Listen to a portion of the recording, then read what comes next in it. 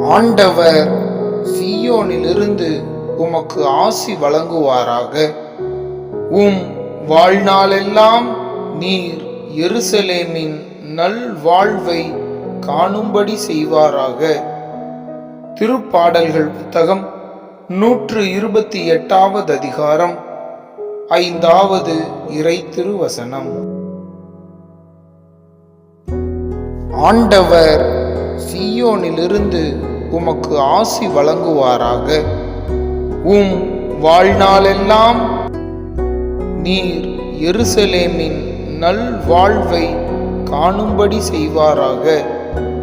திருப்பாடல்கள் புத்தகம் 128வது அதிகாரம் 5வது இறை திருவசனம்.